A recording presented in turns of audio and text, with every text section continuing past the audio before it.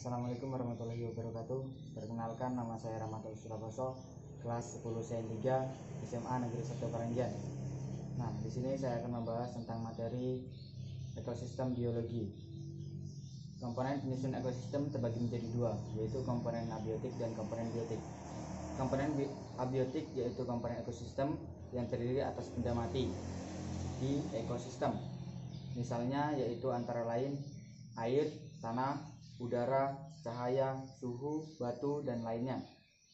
Sedangkan komponen biotik yaitu komponen ekosistem yang terdiri atas benda-benda hidup di ekosistem. Komponen biotik ini memiliki peranan yang khusus antara lain: 1.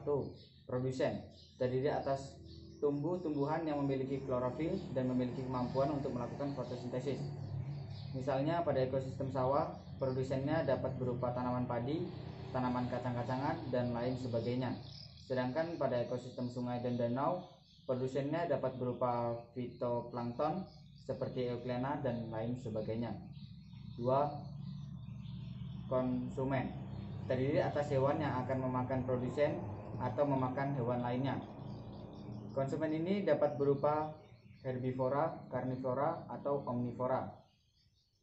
3. Detritivor atau pemakan sampah makhluk hidup yang telah mati. Contoh hewan ini antara lain cacing tanah, rayap, keluing, teripang, dan lain sebagainya. 4. Dekomposer atau pengurai yang bertugas menguraikan zat organik kompleks menjadi zat anorganik yang sederhana. Contoh dari dekomposer ini yaitu jamur dan bakteri. Satu satuan makhluk hidup penyusun ekosistem. Di dalam sebuah ekosistem juga terdapat satu satuan makhluk hidup yang meliputi individu, populasi, komunitas, ekosistem, bioma, dan biosfer. Interaksi antar komponen ekosistem. Komponen biotik dan abiotik bukan merupakan satu kesatuan yang tidak berdiri sendiri dalam suatu ekosistem. Komponen tersebut saling mempengaruhi satu sama lainnya. Contoh, suatu tumbuhan yang hidup dengan baik karena air, tanah, udara, dan cahaya matahari. Hasil pernapasan pada makhluk hidup berupa karbon dioksida yang akan dimanfaatkan oleh tumbuhan sebagai bahan fotosintesis. Makhluk hidup menghasilkan sisa pencernaan, bahkan mati sehingga nantinya akan diuraikan oleh dekomposer. Hasil penguraian berupa unsur-unsur hara yang kemudian dimanfaatkan kembali oleh tumbuhan dan pertumbuhan. 1. Interaksi antar komponen biotik. Interaksi makhluk hidup terjadi dalam ekosistem, baik saling menguntungkan salah satu pihak maupun merugikan salah satu pihak. Interaksi terjadi karena memenuhi kebutuhan hidupnya, sehingga makhluk hidup akan bergantung dengan makhluk hidup yang lainnya. Di antara tiap komponen penyusun ekosistem terjadi interaksi antar organisme, antar populasi, antar komunitas, antar komponen biotik, dan antar komponen abiotik. Pola interaksi dalam ekosistem terbagi menjadi 3. Yang pertama yaitu jaring-jaring makanan merupakan kumpulan beberapa rantai makanan yang saling berkaitan. Di dalam ekosistem, rantai makanan saling berhubungan satu sama lain. Jaring makanan terdiri dari sejumlah rantai makanan yang disatukan. Jika dalam rantai makanan menunjukkan diagram deskriptif untuk memperlihatkan aliran energi makanan dari satu kelompok organisme, jaring-jaring makanan lebih pada interaksi ekologi untuk menentukan aliran energi dan hubungan pemangsa. 2. Piramida ekologi adalah gambaran susunan antar tropik, dapat disusun berdasarkan kepadatan populasi, berat kering, maupun kemampuan menyimpan energi pada tiap trofik.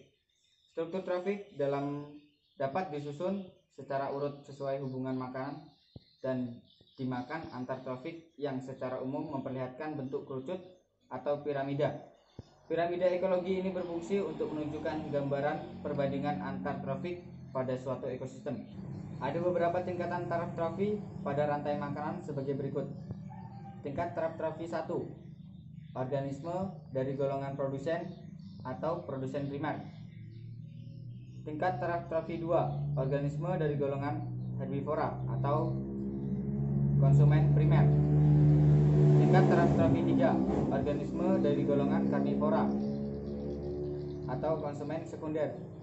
Tingkat taraf trofi 4, organisme dari golongan karnivora atau konsumen predator. Di dalam rantai makanan tersebut, tidak seluruh energi dapat dimanfaatkan, tetapi hanya sebagian yang mengalami perpindahan dari satu organisme ke organisme yang lainnya. Karena dalam proses transformasi dari organisme satu ke organisme yang lain, ada sebagian energi yang terlepas dan tidak dapat dimanfaatkan. Yang ketiga, daur biogeokimia adalah daur ulang air dan komponen-komponen kimia atau unsur kimia yang melibatkan peran serta dari makhluk hidup termasuk manusia dan bebatu-batuan atau geofisik. Daur biogeokimia memiliki peranan yang sangat penting bagi kehidupan manusia, yang termasuk daur biokimia antara lain daur fosfor, daur air, daur belerang atau sulfur, daur karbon dan oksigen, daur nitrogen. Sekian dari saya untuk pembahasan ekosistem biologi kali ini.